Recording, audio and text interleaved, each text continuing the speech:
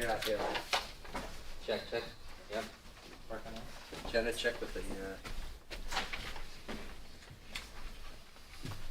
Good. Okay. Right. Excellent. Well done. Hey, All right. you have to pull the plug every time. I guess. Do we Yeah. know what it is for next time? Yeah. Well, what I've been doing is resetting the mixing board. So Okay. next time we'll have people put up a song that we're supposed to sing. We'll restart. We'll hum a few bars and go from there. Okay. So folks have the announcements, so they can read from the agenda. So let's just go right to open to the public. Agenda items.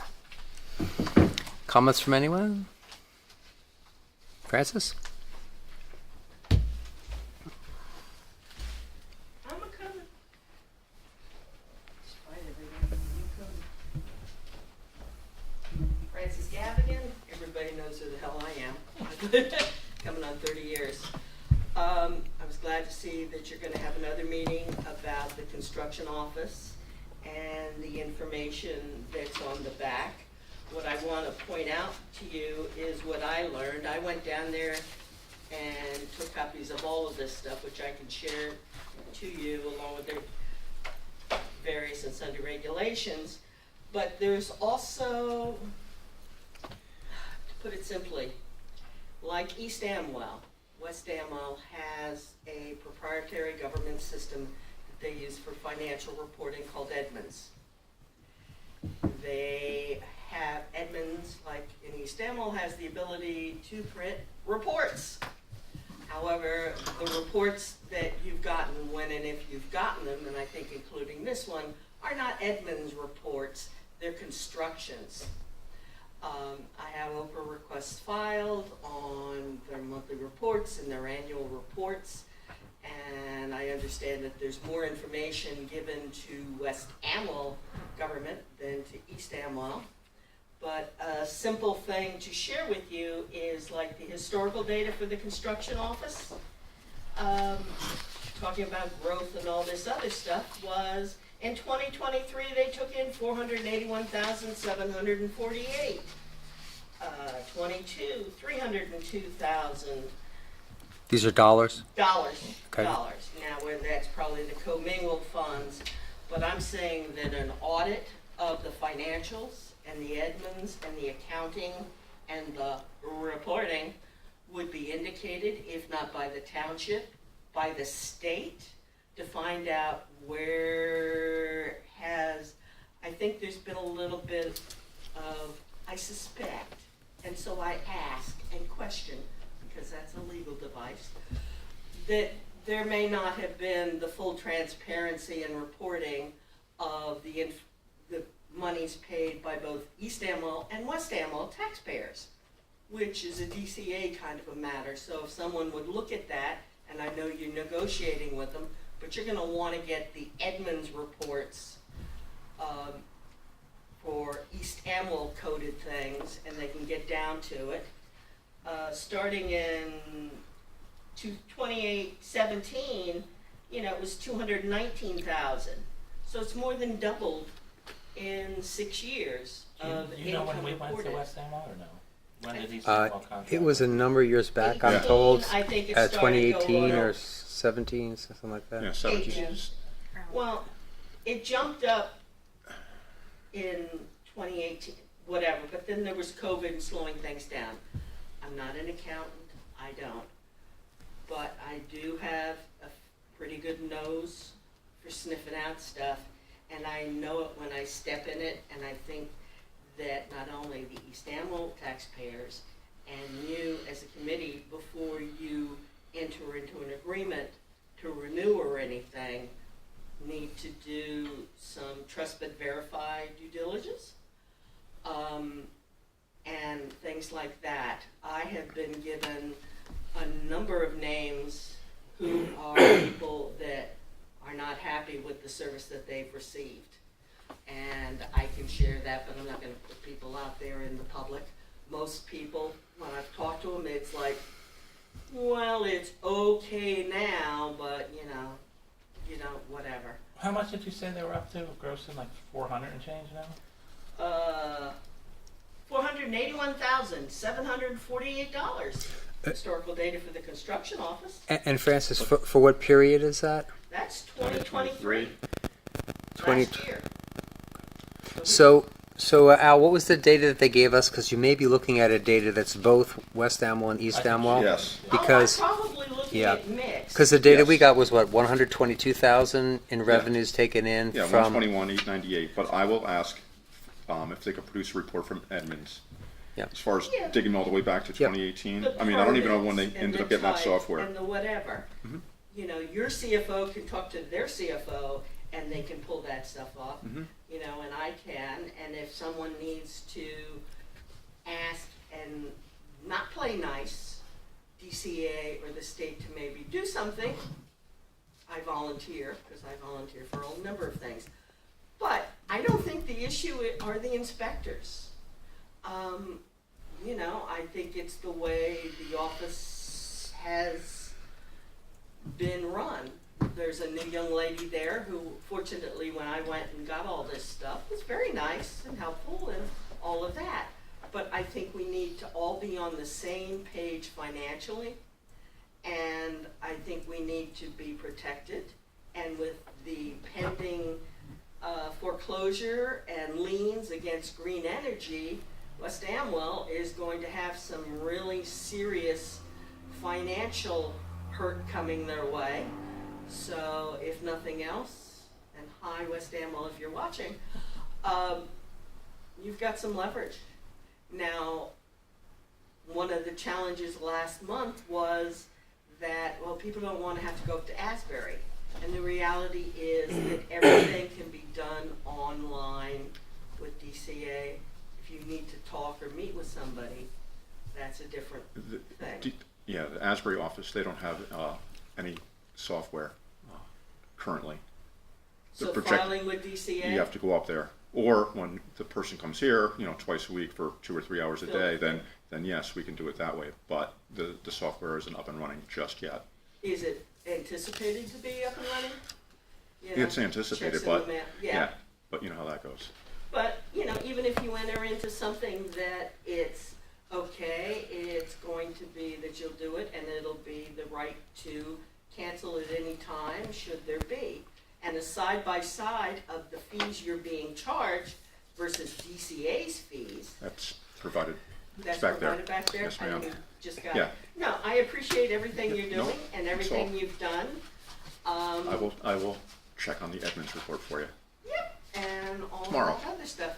Sure, Okay, Thank you. take cool, care. thank you. Appreciate your comments. Oh, and it's not part of what's on the agenda, but kudos to Linda, because on Monday I fell out in front of the Grange because there were 2 street lights out. And the Grange members, they did note the polls and called it in, but I called here, and she very graciously called JCP&L and put in a report from the powers that be, which is you guys, and sent me back information that I shared to the VIP bulletin board, so that now other people, if they've got lights out, can have a little bit better experience. Excellent. Thank you. Cool, thank you. Thank you. That's it. And thank you, Linda. Yes, Emily?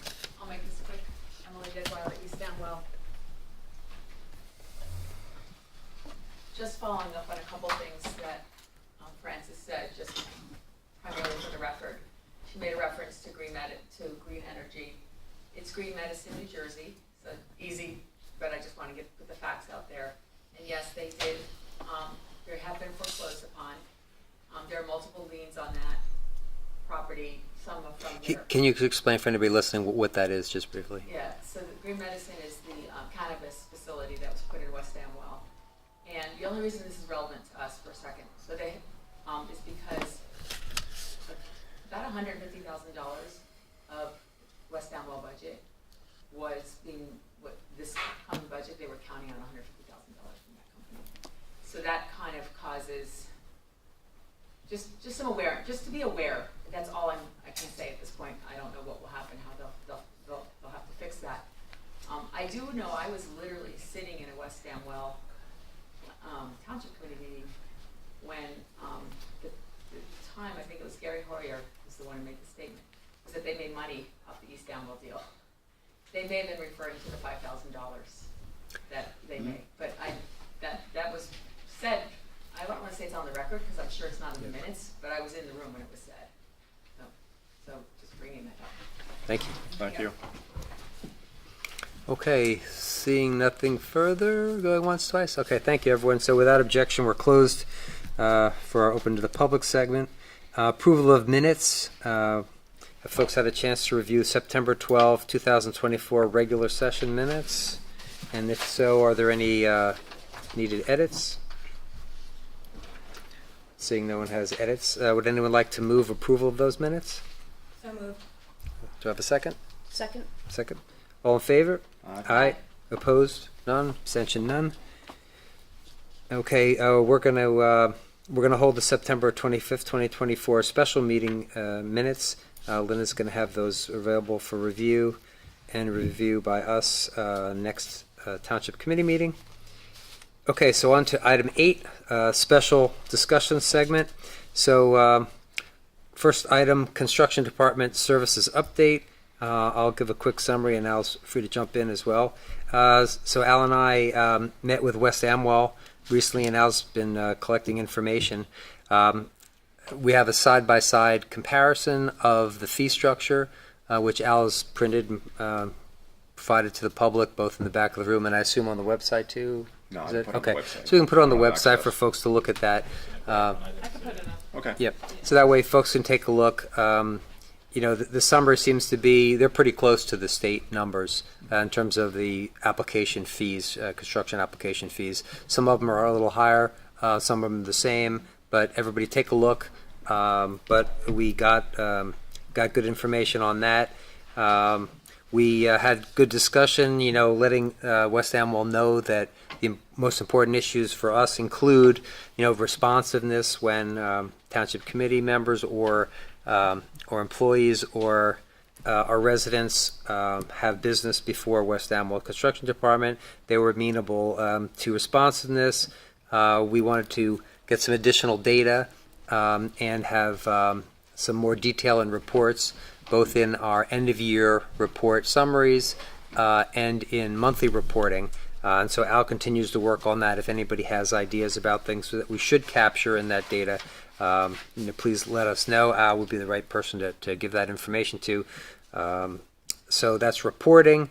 On you know, the financial side, in addition to currently they keep the fee revenue, and then East Amwell also pays $5,000 that Emily was referring to on top of that. So we're talking to West Amwell about that aspect because we want to ensure that if we consider you know, continuing on, you know, what it would take for us to amend our existing contract to make sure that for our residents we have not only good service but service that is the most affordable for the service provided. So in terms of scheduling, you know, on the agenda I'd put on, you know, we may have a special meeting at the end of this month. However, in addition, we might, they said they might give us a slightly longer extension until after our first meeting of next month, so that not only can they meet, but after we finish our discussions, we would also have a chance to make a decision before we would need to exercise our early termination rights under the contract for next year. So the scheduling is probably going to be, we're going to finish collecting our information, and then probably at the next regular meeting, but if not possible at a special meeting, we would take up which way the Township Committee might decide to go between the state and West Amwell. Al, anything in that you wanted to add? I went to Asbury and spoke to the folk up there, talked to two of the inspectors, their front desk people. Everybody seemed knowledgeable. Took me from where I live on Rainbow Hill 30 minutes to get there. From my house to West Amwell was 20 minutes. I like the setup at West Amwell personally better. It's a lot more organized, in my opinion. I'm not a contractor. They're very knowledgeable. I've received about 10 phone calls, all saying, you know, West Amwell is very positive, and probably about 20 emails that came across in front of me, you know, all positive for West Amwell. So, like Dante said, we're still negotiating with those folk. You know, I'd like to also see, you know, if we stick with West Amwell, We brought up some surveys once you issue the permit, and then when the CO is issued, thumbs up, thumbs down. So we're still talking about it. But like I said, there's data back there on the side-by-sides, plus their last monthly report. And if anybody has, anything they want to bounce off me, feel free to email or call me. I don't know if you're gonna be able to explain it, but I'm just trying to process the numbers. So I guess this is what they produced us. So, Yes. so They're showing, you're looking at a monthly report, right? says construction office annual report. Oh, for the 23. annual. So Yes. here, I'll read you what it says. It says 449 transactions. Revenue received 121,898, which we've been talking about. Some of that goes to the state surcharge fees of $6,474. And then they have expenditures of 122,186. They're saying it's a net loss of 67.62 doing our business. Yeah. That's what they So told where us. does the 122 go to? What do you mean by that? Well, they're numbers, right? So they're saying they received 121,000 and change in permit fees. Yep. Some of it goes then their state surcharge fees, right? Then they're saying their total expenditures to run our business is 122 and change then a general net revenue loss of 60. So they explained to us that their expenditures were not actual numbers. What they did was for expenditures, Gail Brewery did an apportionment. So if because they have however many staff they have. Let's say the amount was, I'll just make round numbers up. That cost $1 million. Right. And if they did 70% of their work for West Amwell and 30% of their work for East Amwell, what they're reporting in expenditure was 30% of that million. Okay, so that makes So sense. I don't know if in actuality, their expenditures for us were in fact slightly more than the revenues that they brought in from us. So But that's putting in the notes, that context, that makes sense. So if they lost our business, they would essentially lose the 121,898, right? And they probably wouldn't lay off anybody because they still need the staff, I would think. I don't know the answer to that. Yeah. My gut is that they have a staff and they don't want to lay it off. So Right. to the extent that they can provide a good service to us, it's beneficial to them to not lose that revenue, and that would make sense. It would, right? Well, because why are you doing it if it Yeah. doesn't make sense? And the numbers fluctuate, right? Because depending on how many applications they have, for how much fees they bring in, and so I mean, to me, the bottom line seems to be on this whole issue.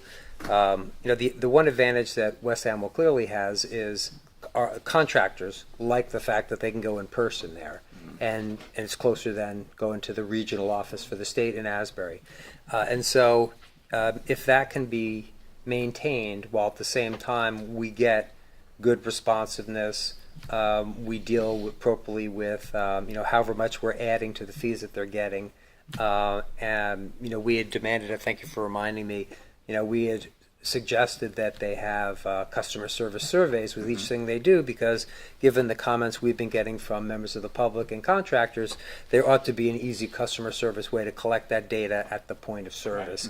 And they were willing to do that. And I mean, they were very willing in our conversations to make sure it's responsive, to deal with the fee issue, to do surveys, and to provide the reporting that we're asking for. So that, I think, are all positive things that could go together, and if they go together well enough with the fact that it is local service, which the contractors especially like, then that could be very suitable for us. But that's what we're still trying to determine at this And point. they're more than willing to come here, for our township committee meeting and speak as well. Well, I mean, So, it sounds like one of the biggest concerns we had was we were continually asking for information, and we weren't getting it, right? And we Yeah, were making, some of us were making direct complaints, not a contractor's experience, like Yep. our experience. Hey, we have this complaint at this road, and it may not have been acted on in a timely manner. So And that so, was some of our and so complaints. two good things that came out of our recent discussions are, one, they responded immediately to an issue that popped up, and they went out, inspected, reported back to Al and me immediately. So I think that shows a vigor for I just think it's responsiveness. important to share that there's like two sides, right? So a lot of our contractors are having good experience, right? Yep. Which it sounded like they were because they came in and told us. Yep. My personal experience was good, but sometimes at Yep. this Mine was level, as well. we didn't. They didn't respond to some of our requests and needs. That right? that So, that was somewhat of an issue. So the other thing that we asked for as part of this meeting was direct communication. So what I proposed to them was that to have Al speak in the future, speak directly with Phil Rosso, the construction official, and back and forth.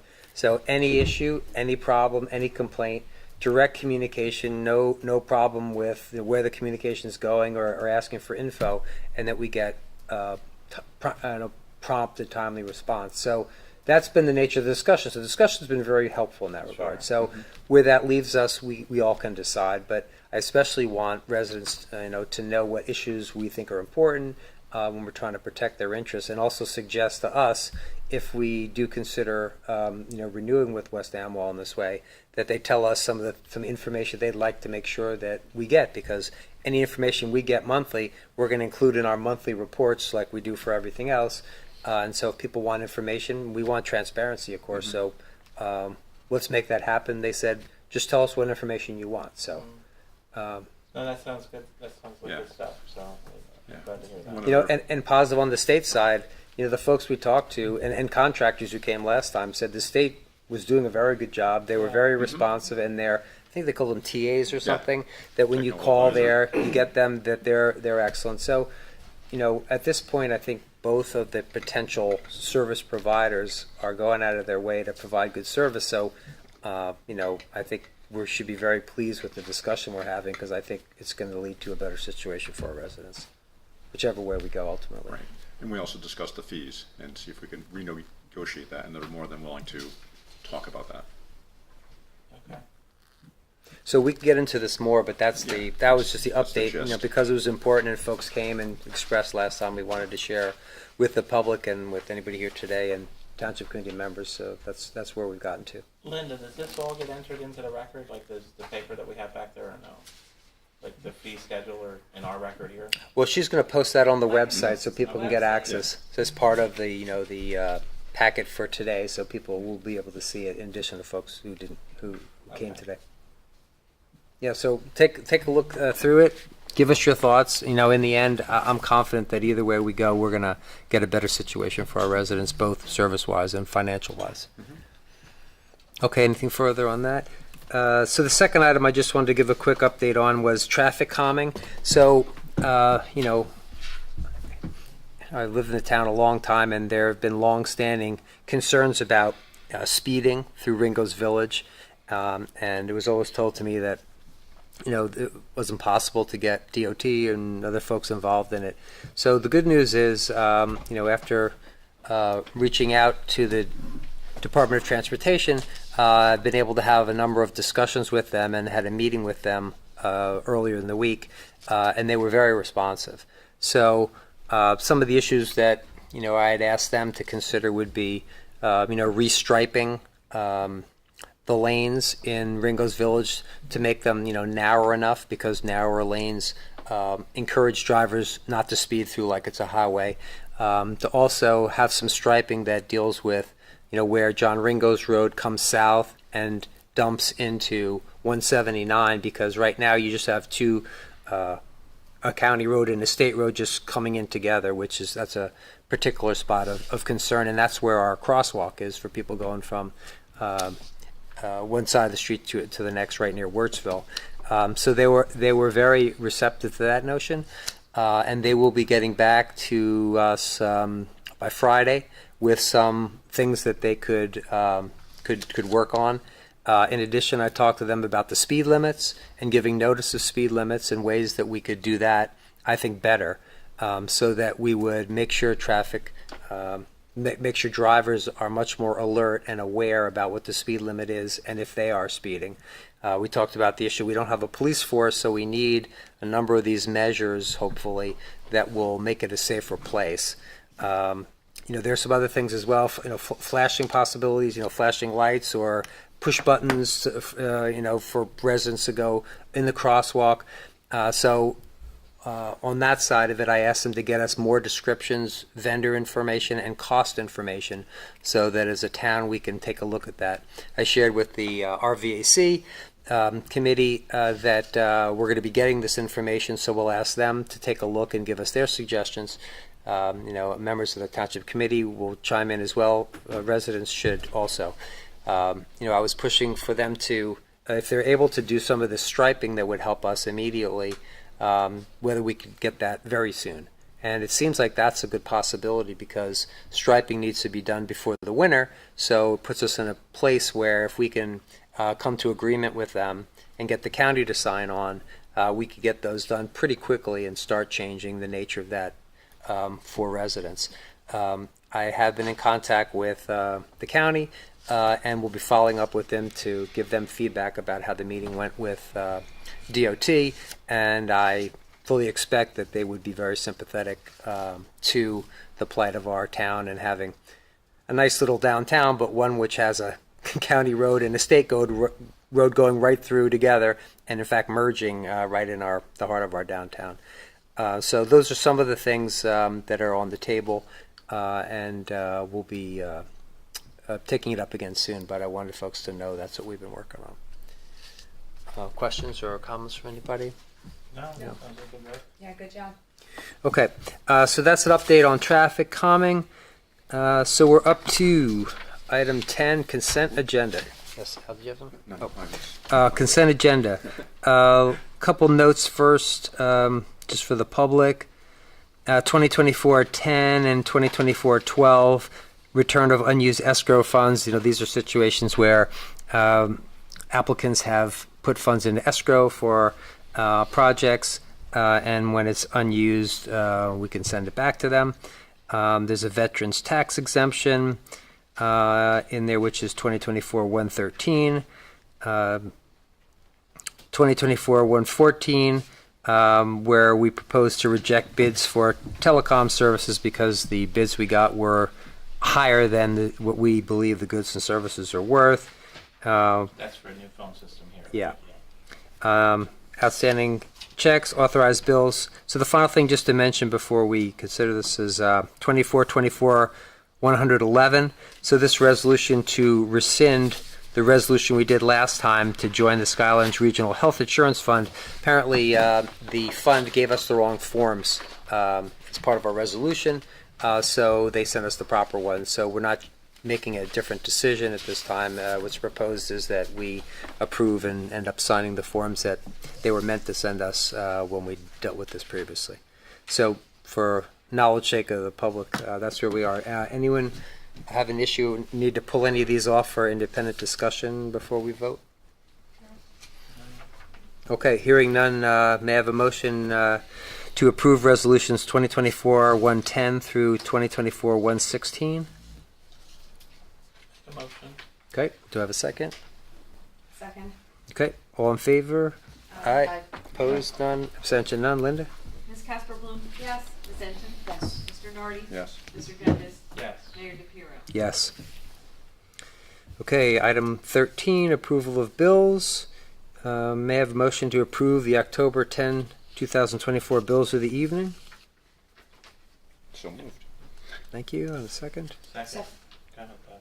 Second. Okay, we got Bev on the second. You want to just go to the roll call? Ms. Thank you. Casper Bloom? Yes. Ms. Denton? Yes. Mr. Nardi? Yes. Mr. Gendes? Yes. Mayor DePiero? Yes. Okay, may I have a motion on approval of administrative reports? So moved. Thank you. Second? All right, second. All in favor? Aye. Aye. Okay, none opposed, no abstention. Correspondence, folks can read those in our packet, and we are open to the public. Yes, Linda? And then Francis? I'm sorry, Linda. I don't.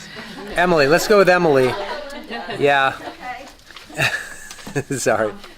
It's been a long day. Just picking up on the construction department. Yes. First of all, I really want to commend you guys for taking the initiative to doing, looking for ways, being responsive, taking the feedback, doing the research wherever you go. I mean, I think whatever decision you made, I think that the residents, the township in general, are going to be in a better place.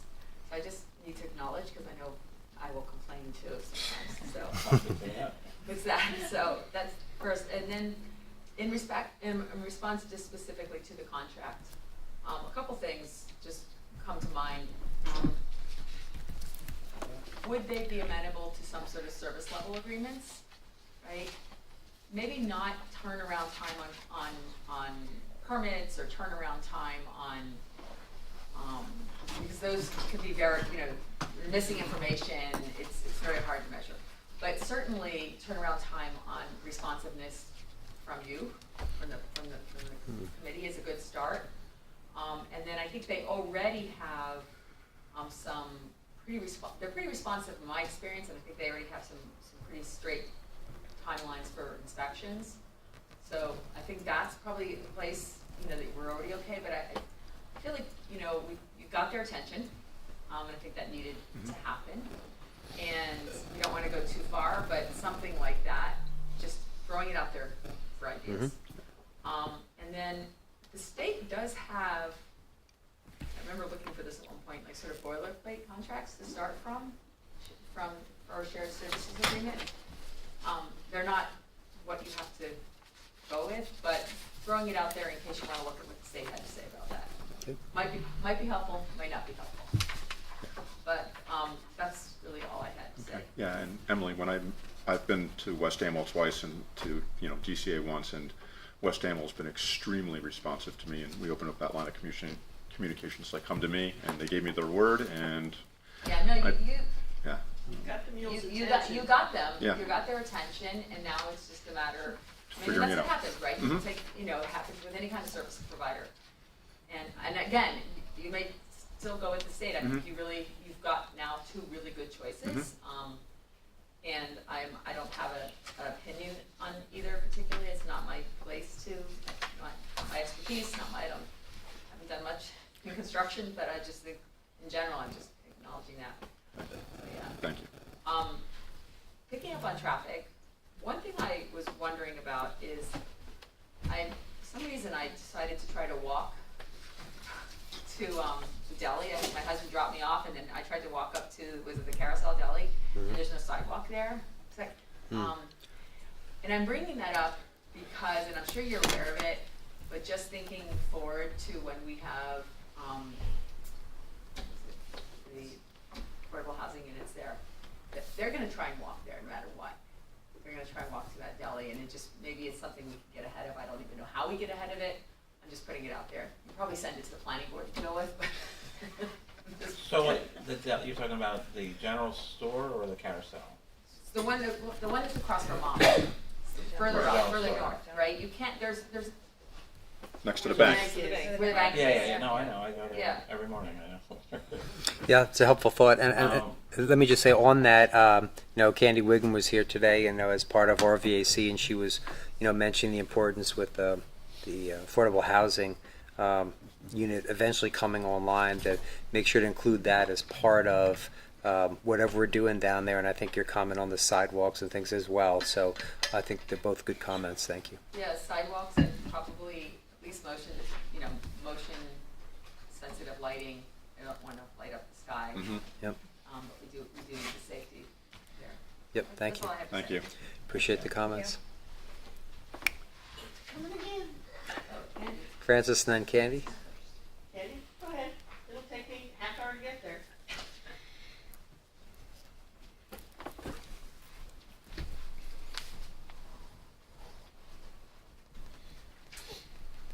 Well, this is another sidewalk issue that I've been concerned about, and that is the sidewalk that goes up on John Rango's. There was a complaint on the East Amwell Bulletin Board about one section of that sidewalk that was always wet and covered with slime. And shortly after that, several orange cones went up. I didn't know if DPW took a look at that or the homeowner took a look at that and is fixing it. That sidewalk is always a problem because the sump pumps pump out from the houses and it goes over the sidewalks. So in the winter, they always freeze. When we've had a lot of rain, they're always slimy and wet. So just kind of a heads up that might be another project that we take a look at, is how to improve, especially again, with senior housing coming in, how we improve that so people can actually use those sidewalks to walk on. So what I'll share with you on that, what we think we know. So somebody did call us on that situation you're talking about. Jason went out and took a look, right? Because it's complicated. It's a state? That's a state section of the road. But it turns out there was a drain coming from one of the houses. I don't know the number.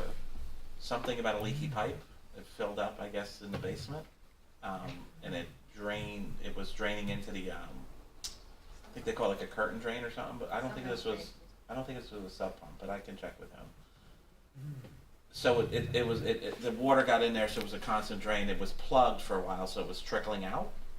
And then he unplugged it, and it poured out, right? And I think it dried up now. I'm told that somebody is now going to start taking better care of those houses. Somebody apparently bought a lot of them. What I learned in this process, I talked to Frank about it.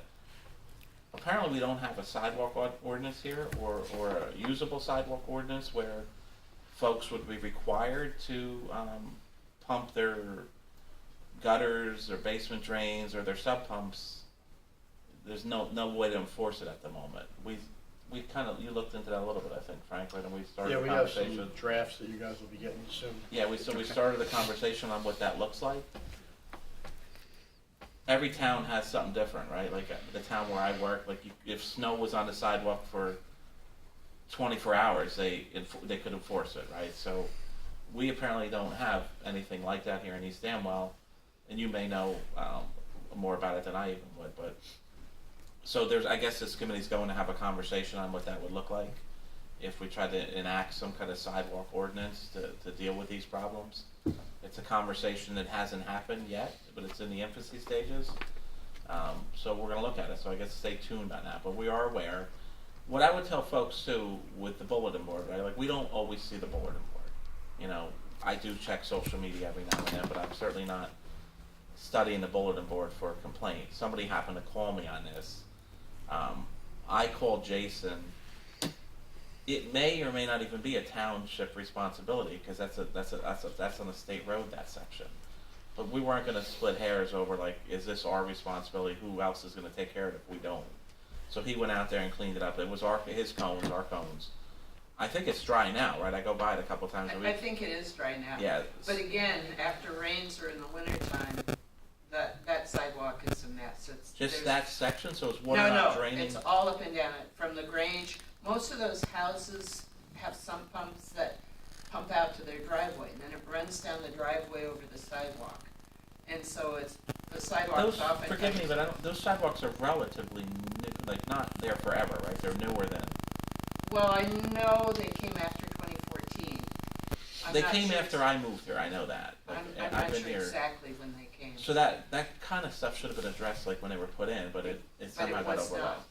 It Right. was not, and it's frequently icy, and that's. So I don't know how though this, concern that I have. and the legal people would know more than me. How do you now make somebody like pump their stuff underneath the sidewalk? I mean, when we get into this more, we can ask Frank. But I mean, my initial inclination is that nobody can let water run off of their property that causes a nuisance or a safety issue. So, we can look at it. I don't know, Frank, if you have anything more to mention. But if there's a public safety issue, I think we need to figure out how to do it. But I don't think we're without authority. I think we have some authority, even though it's not our responsibility. But yeah, so there's a conversation. Yeah, we just don't have a lot of sidewalks, so I guess it was never, Yes, there was right. never a sidewalk ordinance put into place, but it might be time to start looking. yeah, so that might be, as you guys are saying, time to look at it because if it's an issue for people now, let's look at it. So I appreciate you raising it. And I know Mike's already been on it, so thank you both for that. Thank you. Thank you. Yes, Francis. Still Francis Gavigan. One thing with the side-by-side, thank you. You're welcome. Some clarification on where it says states here, they're States to the there, right. but minimum fee $75 versus $30 and $30. So how that works out as to what the real costs are with minimal fee Yeah, for folks at home, Francis is looking at this side-by-side comparison that Al brought for West Amwell construction office fees versus the state construction office fees. Yeah, you know, and all that sort of stuff. The differences between the state and the specifics aren't that different, Correct. but, you know, 34 and 75, those are significant delta. Just something to get a little more clarity on. And here's a little bit of history. A couple years ago, when they were all going with the stuff with the affordable housing, I got to be in my bonnet, and I started working at the county and others about addressing the traffic in Ringo's, and I even had a meeting that was being set up with DOT and with the county, and one of the reasons I had pushed for them to have the entrance to that senior housing next to the firehouse was an opportunity to change that intersection and maybe even have a light to where there was a safe place for people to come out, cross over, get to the library, and get down and address that curve turn. What I had a direct experience of Monday night as I was sitting there for 40 minutes on the ground after falling was the speed with which people come flying down and accelerate onto 179 towards wherever because Going south or north? Huh? Going south or north is where you see the Going speed. south. South, yeah. Because going Yeah. north, you've got to stop and look to not get hit Yes. from left or right. Right. But they come flying down John Ringo Road and they try to beat the traffic on Old York Yep. and they fly around. And if Yep. you're parked there where people park in front of their homes, you can get killed opening your car door. So changing that intersection and making it where you have to make a turn Yes. as opposed to a slight modification on the Yes. speedway would be a safety and justifiable with the senior housing that you're going to get sooner or later, and the risk to people who vote, who are us boomers, and things like that. And Well, before you go on, so that you know, getting a stop on the state road is probably not possible. So, because I asked them about whether we could have stops or lights or things like that, and it's probably not likely. But what does look like we can do is to add that kind of stop going south on John Ringo's Road before it dumps into 179. So right there before the crosswalk. If that had a stop there, then you wouldn't have any John Ringo's traffic immediately funneling into the state road or continuing on 579. But the point's well taken about making sure that the senior housing, but I'm just telling you what the Because field. the point and the land that's there, shifting that, whether you put a light on it or a stop or not, and changing the configuration is a doable thing. And So you're talking unarguable. on 579 now? No, 179, where the land where the library is, comes out to 31 and whatever. Yep. And it's got this little light point. Okay? Yep. If that intersection shifted slightly to the right to make a crosswalk and a place for people who would then be going into the senior housing to go straight across, they could have a stop or whatever, or just common sense there. Then if that intersection is reconfigured based on a known new risk and hazard, then there is the possibility to put more of a right angle or a slow, because you can't just Go the straight. corner. Okay, I And understand what do you're saying. that, and it could almost be a place for pedestrians or bicyclists or somebody. You know, it is doable, and this is a triggering event. And I suspect Fair Share Housing has some. The other thing, and it's the last thing, is I shared this with the mayor. There was a lawsuit that I believe has been settled in Hillsborough, with a warehousing entity. And so they're going to be getting, Hillsboro's going to be getting warehousing, but it might be that thing they agreed to was to have small scale, like almost pop-up size warehousing depots. And that might be something to look into, Emily and you, in terms of a way of making the township's ordinance on saying no warehouses a little bit more defensible, because you're not saying no warehousing, because a little garage could have a little side thing shipping out stuff, but without having the mega warehousing. And that was just something to look at. I do recall that years ago when I had a neighbor who had deflected their gutter water to my property and took out a really nice oak tree. I don't think the code prevents you from having your sump pump or whatever discharging to the street. That would be something for you guys to look into. You were that as far as the mechanics of putting something into, but you are allowed, I believe, to discharge to gutters. I mean, to street drains and things like that. So it could be a little dicey in that regard. Thank But you. I'm old. Thank you. Thanks very much. Thank you. Any other comments, members of the public? Okay, seeing none, without objection, we're closed to the public. Any new business from anyone? Nothing? Okay, that was efficient. So there being no further business, I ask for a motion to adjourn. So moved. And second, all in favor? Aye. Thank you, everyone. Thank you. Thanks to the folks who came today. Yeah. I know. There's supposed to be a comment.